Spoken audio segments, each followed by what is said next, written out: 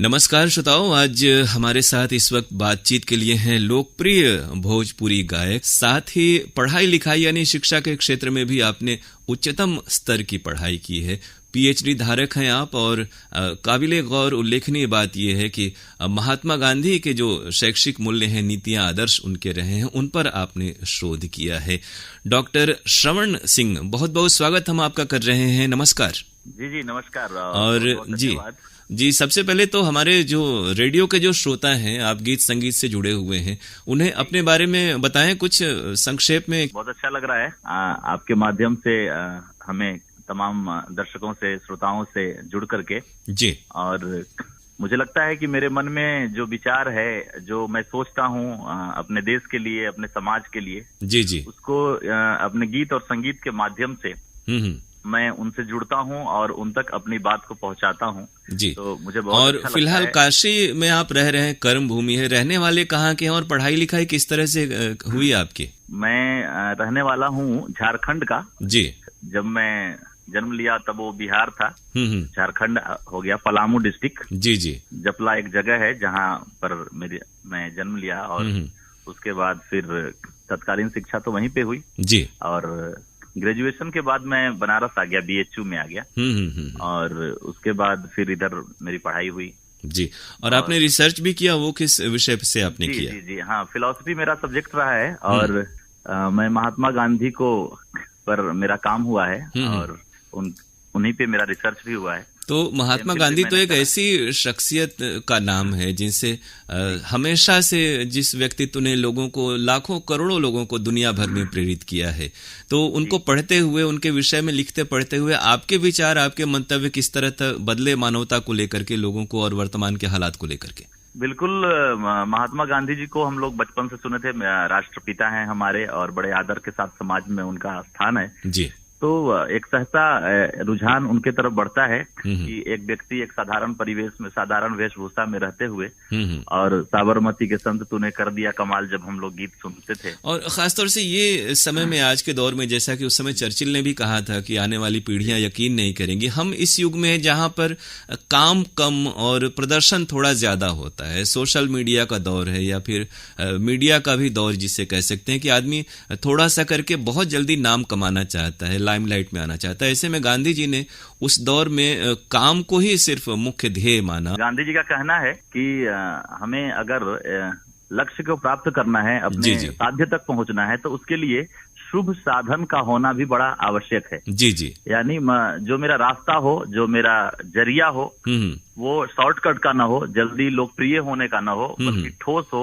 यानी व्यक्ति की जो मंशा होती है, इंटेंशन होता है, वो सत्य और निष्ठा और बिल्कुल ईमानदार, पारदर्शी होना चाहिए। जी। दिखावटी बनावटीपन नहीं होता है। जी। दिखावटीपना में सर ऐसा है कि दिखावटीपना में हम किसी भी चीज का सहारा ले लेते हैं जो टिकाऊ नहीं होता। आगे चल के वो जब उसका पोल खुल जाता है तो फिर वो बात जो थोड़ा बहुत भी अच्छा होना चाहिए था वो भी नहीं हो पाता है। जी। तो ऐसे में इतना पढ़ते लिखते हुए आपका गीत संगीत की ओर रुझान किस तरह से हुआ?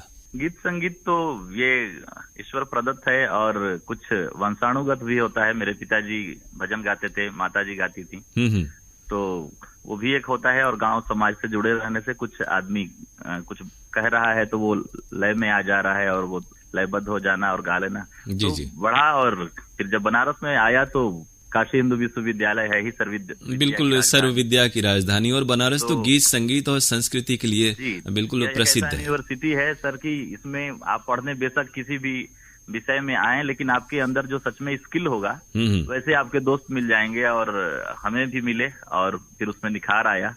और तो इससे पहले कि हम बातचीत में आगे बढ़ें, आपसे दो चार लाइनें शुरुआत या कुछ ऐसे गीत जो युवाओं को या आज के दौर में लोगों को प्रेरणा दे सके। को प्रेरणा देने के लिए अगर बात पीएचडी और गांधी जी की छिड़ गई है, जी तो मैं एक लाइन सुनाना चाहूंगा उसमें कि मैं अपने पीएचडी में उसको मेंशन भी करा था कि यह हवा बदलने के खातिर आंधी की आज जरूरत है, यह हवा बदलने के खातिर आंधी की आज जरूरत है, लपटों में बैठी दुनिया को गांधी की आज जरूरत है। क्या कहने। और मेरा इशारा आपकी गायकी की ओर था, तो कुछ अगर गाकर गुनगुना कर सुना सकें तो हमारे श्रोता लाभान्वित होंगे। जी, उस बात को मैं कहना चाहूंगा जो कि अभी देश में जिसको बहुत सख्त जरूरत है। और जो हमारा देश जो है, हमारे जो देशवासी हैं वो अलग अलग जात धर्म और राजनीति के चक्कर में इतना उलझ जा रहे हैं कि वो अपने भारत की मूल जो शिक्षा है, जो उद्देश्य है, उसको भूल जा रहे हैं। तो उससे मैं एक लाइन सुनाना चाहूंगा, वो सबके लिए होगा।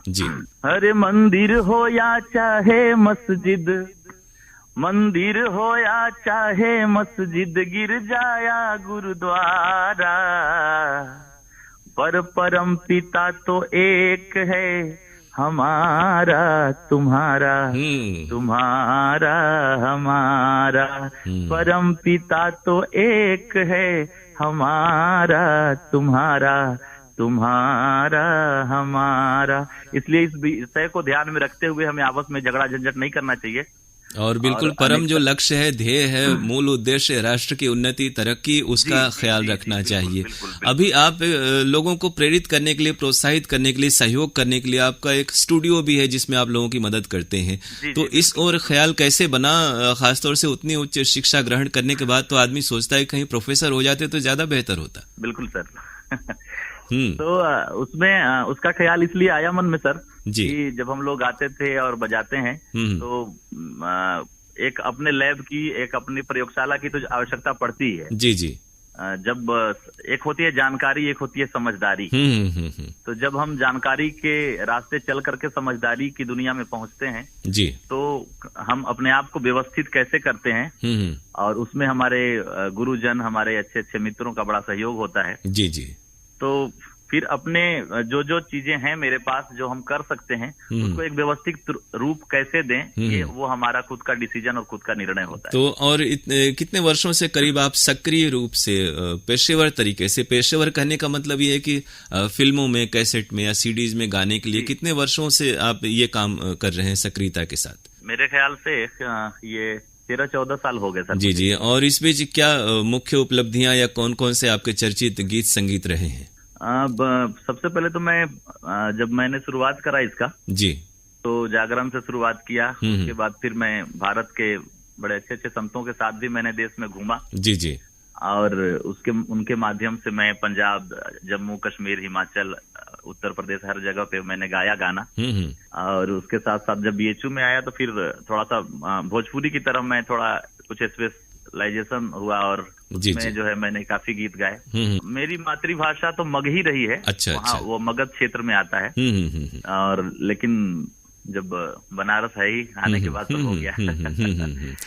और फिर मेरे लिखे हुए गीत भी फिल्मों में गाए गए। जी। और कुछ फिल्मों में मैंने अभिनय भी करा है। और ऐसा चल रहा है। जी। तो ये खासतौर से आज बातचीत का उद्देश्य ये था कि जो कोरोना का दौर चल रहा है, 2 महीने से अधिक का वक्त हो गया करीब, तो इस दरमियान क्या क्या सक्रियता आपकी किस तरह से रही है? क्योंकि काफी कुछ रुक गया है, थम सा गया है, ऐसे में क्या किया आपने? ऐसे में हम लोगों ने जो भी बना, मैं और मेरे मित्र लोग जी, तो जब लॉकडाउन का पहला राउंड था, जब पहला टर्म था जी, तो उसमें भी हम लोगों ने काफी लोगों का हेल्प करा। और जो जहाँ पे मिला, जैसे लोग फर्स्ट राउंड में तो था कि लोग जो रुक गए हैं, किन्हीं के पास खाने को नहीं है, पीने को नहीं है, तो जो भी हम लोगों से बना हम लोगों ने जाकर के उसको करा। और विदाउट मीडिया बाजी और ऐसे चीजों को हम लोगों ने फेसबुक वगैरह पे नहीं इस्तेमाल किया। जो सही काम करने वाले होते हैं वो बिल्कुल इस ओर प्रचार प्रसार की ओर नहीं देते। और हमारे तो शास्त्रों में भी कहा गया कि दान ऐसा दीजिए कि बगल वाले हाथ को भी दाहिने से बाएं को मालूम न हो। अब आज आपने पूछ दिया तो फिर मैं बता रहा हूँ। हम लोग के घर के बगल में जस्ट हाईवे है, नेशनल हाईवे जी, तो उधर से फिर जब दूसरे राउंड का जब वो हुआ, लोगों को आना जाना, प्रवासी लोगों का, तो उसमें बहुत सारे लोग बच्चे थे जिन्हें दूध की आवश्यकता है, दवा की आवश्यकता है, खाने की आवश्यकता है जी। तो बहुत सारे संगठन सड़कों पे सक्रिय हैं, तो उनके साथ भी जुड़ करके हम लोगों ने कार्य किया। तो कोरोना को लेकर के कुछ आपने गाया हो या फिर कुछ ऐसा रचना आपने की हो तो वो भी आप सुना सकते हैं? कोरोना को लेकर के तो सबसे पहले मैं यही कहूंगा अपने सभी मित्रों को, भाइयों को, दर्शकों को कि ये लॉकडाउन अभी खुला है। जी जी। लेकिन कोरोना की समस्या समाधान नहीं हुई है। तो ऐसे में हमें अपने आप को हमें जागरूक रखना होगा। जी, और बिल्कुल जो बातें सोशल डिस्टेंसिंग की या मास्क के प्रयोग की या साफ सफाई की बताई जा रही है, उनका पालन करना है। हमारे चिकित्सक, डॉक्टर और जो भी हमारे जो हैं उनके सलाह को हमें मानना होगा और हमें खुद में जागरूक होना होगा। और हम शिक्षित हैं, समझदार हैं, इसका परिचय सचमुच में अभी देने का ही वक्त आया। ये आपने अच्छी बात कही। तो ऐसे में सर वो लाइन है गुलजार साहब की, बड़ा प्यारा, बेवजह घर से निकलने की जरूरत क्या है। सबको मालूम है बाहर की हवा कातिल है। हाँ, ऐसे कातिल से उलझने की जरूरत क्या है। और हम लोग गंगा के किनारे जब बैठते हैं और वहां पे बैठ करके जब मूंगफली दाना वगैरह खाते हैं जी, तब तो अच्छा लगता है। लेकिन जब सामने अमृत में गंगा बह रही हो तो एक अंदर से मेरे मन से भाव निकला था, अपने मित्रों के साथ मैंने गुनगुनाया था, जो मैं सुनाना चाहूंगा कि आवा आवा भैया देखा आके इनका के नीरेखा, आवा आवा भैया देखा आके इनका के नीरेखा, देखा हाल भइल का गंगा महारानी के, देखा हाल भइल का गंगा महारानी के, छछनत बा परान तट पर चिरुआ भर पानी के, छछनत बा परान तट पर चिरुआ भर पानी के। तो श्रवण जी, आपसे बहुत अच्छी बातचीत हुई और जरूर आज के दौर में जबकि तमाम हर ओर परेशानियों दुश्वारियों का दौर है, एक आशंका का वातावरण है, इसमें इस तरह की बातचीत, संगीत में बातचीत आपके द्वारा जो बातें बताई गई वो काफी कुछ प्रेरक होंगी। और हम आपको आकाशवाणी और विविध भारती की ओर से बहुत बहुत शुक्रिया कह रहे हैं, नमस्कार। और आपका ही कोरोना पर गाया हुआ गीत अपने श्रोताओं को इस प्रोग्राम के जरिए सुनवा रहे हैं। बहुत शुक्रिया सर, बहुत बहुत धन्यवाद। कोरोना के बीमारी आइल बा महामारी,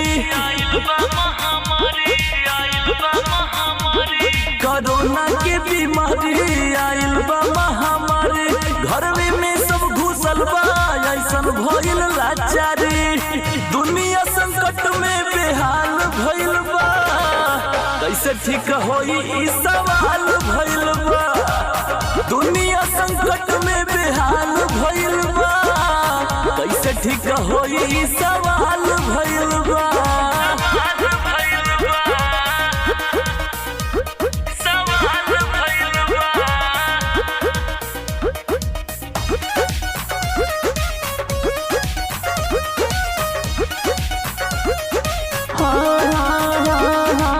मचल को हराम बाटे गाँव या शहर में, सभे लुकाइल बाटे अपन अपन घर में, सबका जिंदगी के काल भइल बा, कैसे ठीक होई ई सवाल भइल बा, पूरा दुनिया संकट में बेहाल भइल बा, कैसे ठीक होई ई सवाल भइल बा।